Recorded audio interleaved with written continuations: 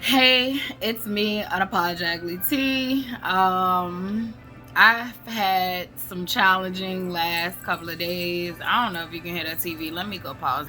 All right, so yes, it's me, Unapologetically T, and I've had a rough couple of days. I would say the month of May was like the month of just doing me, like literally just doing me. I think that's where I kind of found like a good sleep routine and getting out in nature more. Um, just a lot of different things like I wanted to do that doesn't cost much, but I could get out and do. So May was definitely, it was relaxing and soothing to my nervous system. And then June. So June comes and it didn't like reset me back into like a crisis state, but it definitely didn't feel good. So I think I've shared with y'all about like I had a little situation with family and boundaries being crossed, and so I had to check myself and my feelings, which I'm new at. I usually I'm more of a hold it in and then react after I done gun sacked everything. Hey, ma'am, no, those claws are sharp. Sit down. What is going on? It's the dog. Why did you come downstairs like this? What did she do to you? I'm not playing. Maybe she was playing with you, but I'm not playing right now. So sorry about that. So yeah, so I am learning how to recognize and deal with my emotions. Anger usually comes from a place of, my feelings are hurt. So definitely, I'm realizing that anger is an emotion based off another emotion. So then after that, I finally get the eviction notice. It did take a long time. So, if you're new to this journey, I quit my job. I felt called to quit my job. I still feel called to quit my job. Nothing has changed. I felt like I was living a life that was a lie. I was living a miserable life, and I quit my job. I quit people that weren't good for my health, my mental health, or my health period, and yeah, so I mean, a lot of things in my life has changed drastically, quickly. So I am going on a faith-based, a faith-led journey. I am not a perfect human being. I do, curse in these videos. I do make life mistakes, of course.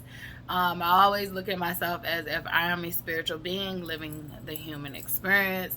And boy, is the human experience complicated as ever.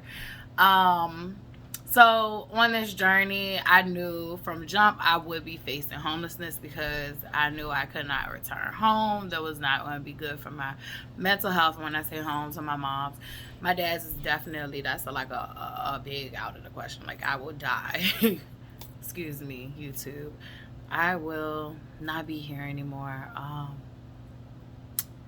If I have to endure that, with my mom is not as extreme, but it's still like mentally I would die. Like, I feel like I would regress mentally.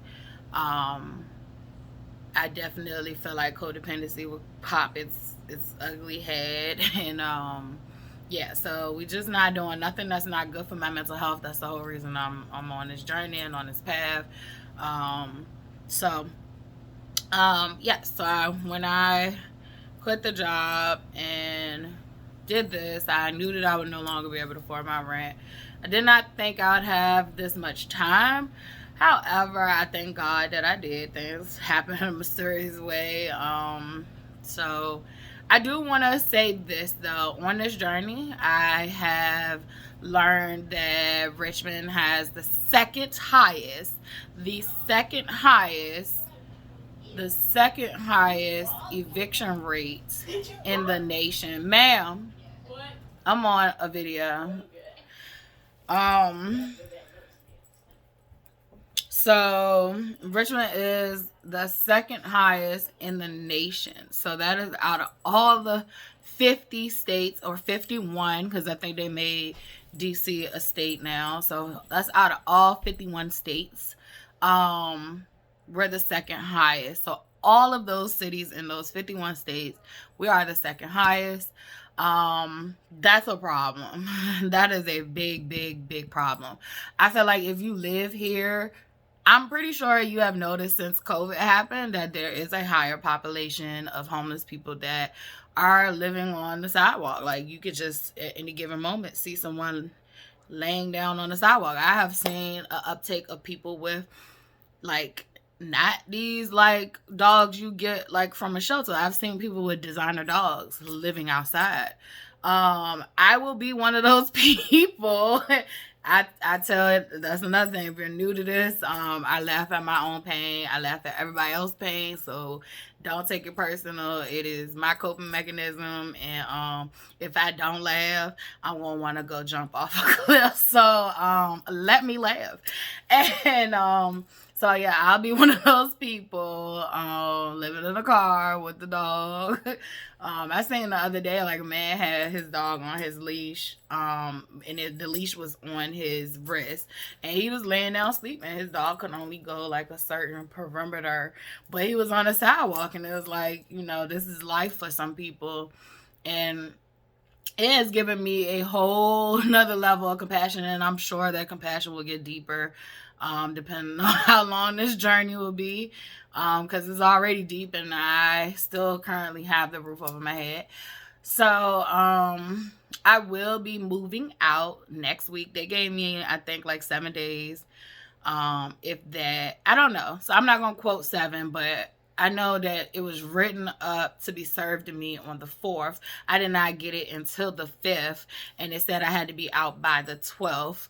So I would say that's like a whole week, or maybe a week and a couple of days. Let me check to be sure. When was the 5th? Because it was written on the 4th, dated for the 4th, which that's the day I was supposed to receive it. However, I did not receive it until the 5th. I would say that if legally, you know, there's a lot of legal stuff that was done incorrectly with my eviction. And I would say that if a person is going through this process and there are things done illegally, the only reason I know is because I have a tenant landlord's handbook and I know the laws and all that stuff. But for this particular situation, I really didn't care because I have no means of paying this rent. So it would be no point of me wasting my time and energy trying to prolong the inevitable. It's gonna happen anyway.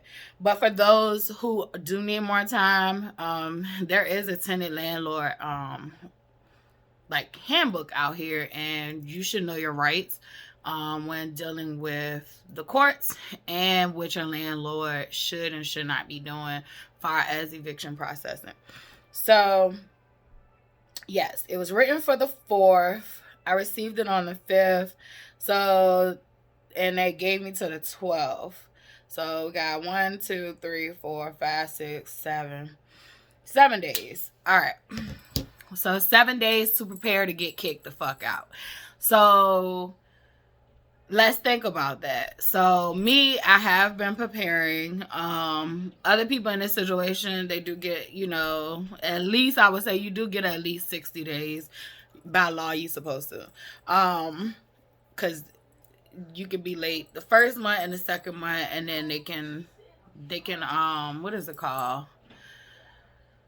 I don't know the correct wording right now, but basically they have the rights to basically take back their property. So after you're late on the second month. So, you know, I did have that time to prepare. I did know what was to come. Resources is crazy out here. So because there's such a high eviction rate, like I said, I've said this in other videos, I think, if I posted them, but when you call places, the funding is very, very scarce. It was already the beginning of the year, and the places I called did not have any funding.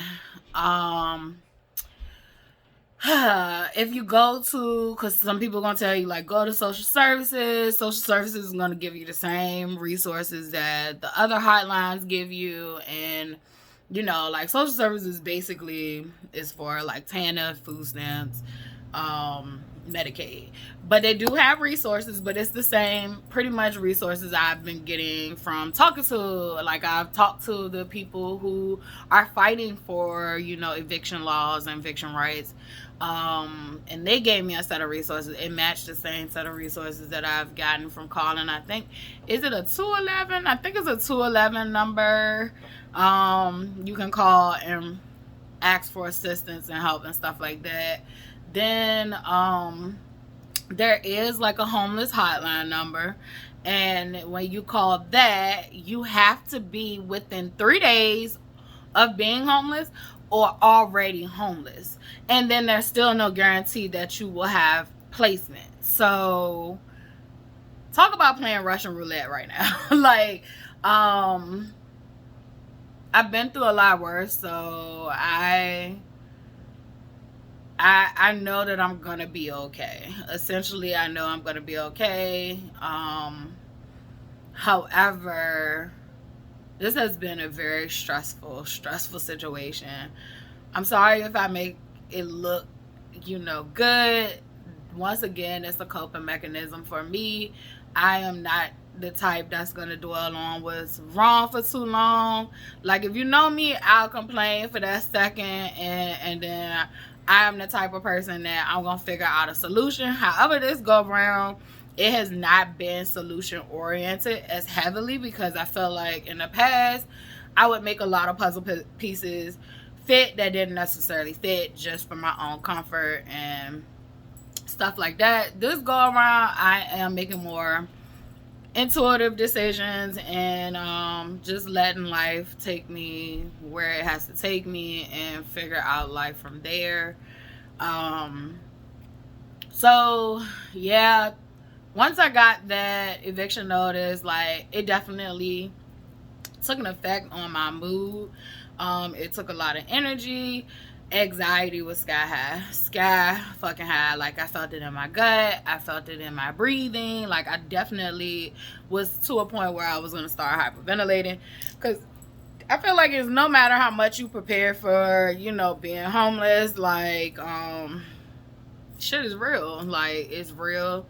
And like I said, I've been in a similar situation. However, I had a place that I was going to go to. I knew that something was going to come through eventually. This situation, I don't know when something's going to come through.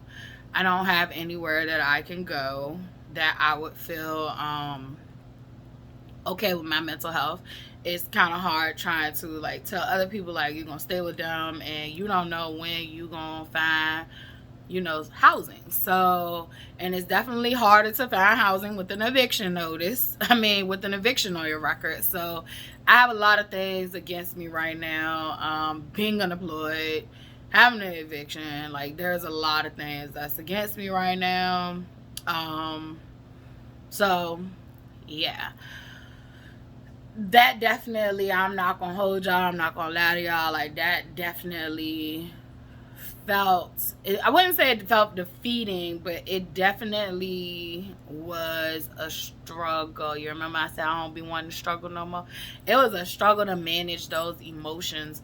And it took me some time. It took me like a day or two to get myself together, hence why I am doing a video again. But it took me some time to kind of like get myself together,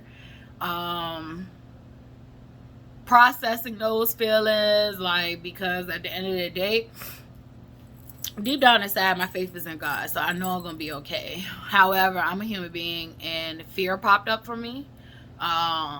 fear of the unknown. Like, I don't know what's going to happen next. I have a 13-year-old that's relying on me to, you know, provide her certain things, far as a roof over her head as being number one, and feeding her. Well, the feeding I can do, but the roof I can't. So yeah, me and her even had to go at it again about that, and it's bothering her. She's like, oh, well, we're gonna be homeless. And for real, y'all, like, homegirl need humbling anyway. Like, she came out the womb with expensive taste, and she's way more materialistic than I am, but she's still not like OD materialistic. But she's way more materialistic than I am. She had way more than I did growing up, and I mean that with like opportunity, better schooling. She's had way more than I did. Traveling, like, she's seen a lot of different places, and so, you know, maybe this will be a humbling experience for her as well. It's not the goals that we're achieving in life, to do things, to be humbled, but, you know, I don't feel like we should have to go through hardship to have empathy for other people. However, shit, this is our path, this is our journey, and this is what we're facing at this moment. Like, yeah, she tried to guilt trip me today. It was funny. She was like, I was saying something, and I forgot what our conversation was about, but like, we be going and having different little conversations, and something about deadbeats came up, and she was like, I was a deadbeat because we was gonna be homeless, and I know that was coming from a hurt place from her. Like, she's probably like, you know, she don't know what life gonna be like being homeless. It's probably embarrassing to her. However, like, it is out of her control, so she shouldn't be embarrassed about it. But yeah, so she's probably got some parts activated, and it don't feel good to her, and so it feel better to like let me have it. And so she said I was a deadbeat, and I said I'm a deadbeat, but yet I'm still in the picture. I haven't went anywhere out of the whole 13 years of having her. I kept a roof over her head all the 13 years of having her, and didn't even know how I was doing it. The money wasn't money. There was times when I didn't even have a job. It was just a hustle to figure out, you know, how, you know, I could keep a roof over her head, feed her, and clothe her. So while taking care of her and a person that was struggling with substance abuse issues. So, you know, like, to hear that is hurtful. It's hurtful to hear that, like, but at the same token, it's like, you little ungrateful little thing. And cause your daddy damn sure ain't here, and I'm sorry to say it the fuck like that, but that's just some real sugar honey iced tea for her ass. Like, you need to go call that man up, see what the fuck he doing, because I've been doing this by myself since the beginning, and when I chose to give life to her, I signed up for that. Like, I knew I would be doing this by myself. Like, honestly, I knew those cards. So that's why I really don't bash him for real, unless situations like that happen. When a situation where she wanna put on my parenthood card, I ask her what the fuck her father is. Like, because, baby girl, I'm doing this by myself, and I'm doing the best that I fucking can by myself. And I did make a comment. I made a comment, like, we went back and forth. Like, I made a comment, like, you know, I can't call CPS and be like the lady on the internet, which I have no judgment towards her, who sent her kids over to CPS. And you can figure out what the fuck real struggle is, because you are 13. You probably won't luck up and get a good placement. And you can really see what it is to struggle, because you really haven't. As far as things, she hasn't went without. I would say emotionally, there are moments that she had lack, but when you go in that system, you're gonna get lack every which way. So, you know, maybe, you know, if you want to be ungrateful, it can get worse. You just let me know what you want to do, even though I ain't gonna do that. I love her, but I definitely be letting her know, like, there's other options for you. Like, there's other options, for sure.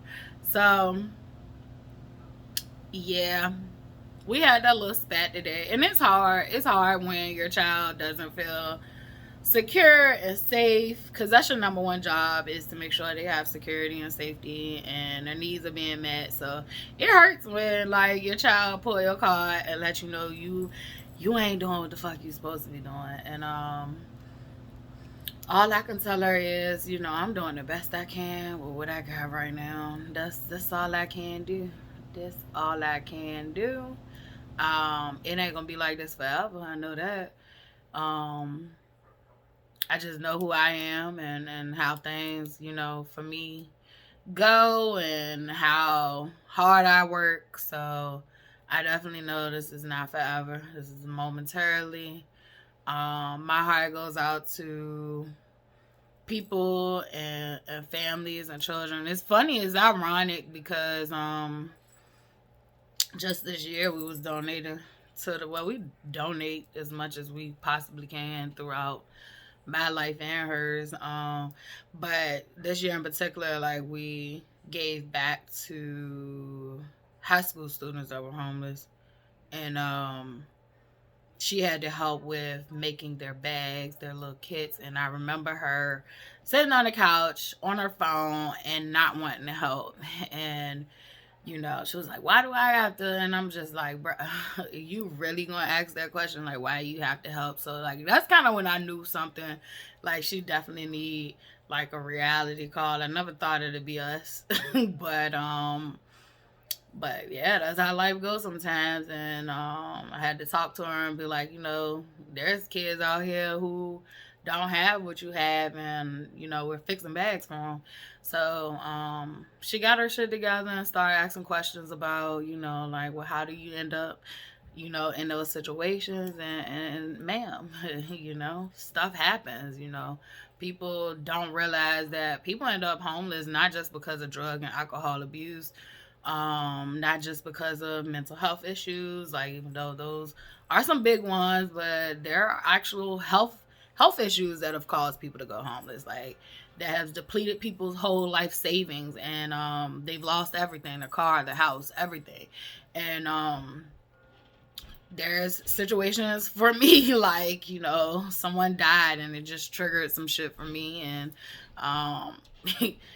so it's like different situations can happen. Like, people can fall on hard times for multitude of reasons, and basically you should just thank your lucky stars it's not you. Because it shit feels very uncomfortable.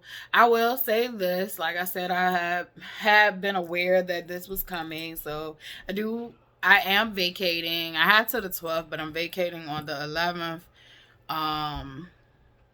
Because the 12th would be the actual day they take back their property. So anything that I don't take out will be sitting outside. So I have arranged for my things to be put in storage. So I'm good on that. I'm just in the unknown about, what housing will look like for us, whether it'll be a homeless shelter, or are we sleeping in the car, like, until we can get a placement in a shelter or a placement for housing. So yeah, I don't know what the journey looks like, which I've been saying throughout the videos, is that, I know what to look forward to, like, in the future. I have my vision about what's to come. I just don't know the inner workings, and that has been my hardest part adjusting to, is being okay with the now, and yeah, being okay with the now. So that's a little update on my housing situation. And yeah, I was going through it these last couple of days. I have been working through some really tough emotions. It's scary. Real scary. Definitely for me, because I just have a personality where, like, my house has always came first. Like, house, gas, car. Like, because if I had that, then I can make money. If I have a shelter, I can have somewhere to sleep. If I have gas and insurance on the car, like, I can get to point A to point B. So it's a little different. it's relinquishing control for me, like on a big fucking level. And people might think I'm crazy or whatever. I just look at it like like I realize like I don't control anybody but myself, and that's what I've been doing this last couple of days, is trying to regulate my emotions, trying to help my kid regulate hers. And I've been telling her, like, look, like, I know this is uncomfortable. I know, you might be upset about it, but, pray. Pray to God. Ask God for what you want. Believe in it. And have faith. But all you can do is control how you're going to react to the situation. You can't control anything else. You can only control you. So, been doing that, and it's been okay. I'm not all the way okay. I'm not, but I am at a okay enough level that I'm not panicked. I'm not panicked at this moment. Um, I'm just gonna continue to love life and try to find the joy in the moments that I can. Um, like, I feel like there's so much to enjoy on this earth that we get caught up in our day-to-day interactions that we don't always see to stop and smell the roses. And I'm learning those parts, like, get out in nature. Like, nature is the most freest thing that we have left. Maybe they're gonna start charging us for that. They do, in those national parks and shit. So, you better start going to the park and outside while it's free now, because it seems like we're getting charged for everything. Yeah, that's my little spiel on this week, and how, being an upbeat person and positive person all the time, is not always positive. Sometimes it's very fucking negative. And I've shown that. I think I've shown that through videos, that I have negative emotions, I have negative feelings, and I just gotta work through that shit. Like, I have to work through it, and trust in God, like, that everything gonna be okay. Because I feel like once you trust in God, like, you'll realize that everything gonna be okay. I do notice that, like, when things like that happen, a lot of that loneliness creeps up again, feeling alone. However, I am becoming okay with being alone. I've been alone all my life, just about. Like, there's been people there, but, like, as far as, like, me having to figure it out, like, I've been alone. So I'm realizing it's strength in that. Sometimes it can be too much strength.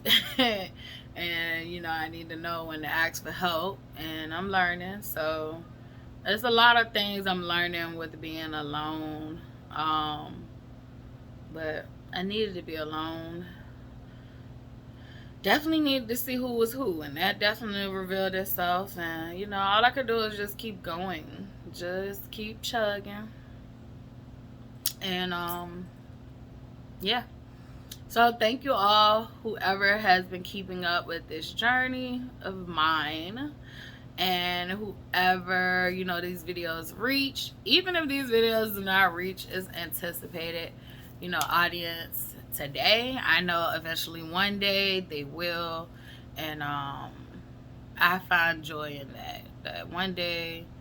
I do feel like they're reaching people now, but I feel like one day they will really reach a larger audience. And people just see, like, we're all human beings, we're all making mistakes, we're all just doing the best we can with what we got. If you are a person that is constantly being judged by others, just know that typically the people that's doing the judging typically have negative feelings and thoughts about you because of something internal in them. The people who judge and say, well, if it was me, I would have did this, those are typically the people who it is never them, so they don't know what the fuck they would do in those situations. So they should just shut up before God let them see those situations, and then they will be making worse mistakes than you. So if you're feeling like you're always judged or any of those things, or if you're the person that's judging, I always tell you in my videos to check yourself. Typically when you're doing the judging, it's something inside you that you don't, it's something you got to figure out. It's something that's triggered inside you. It's not the other person.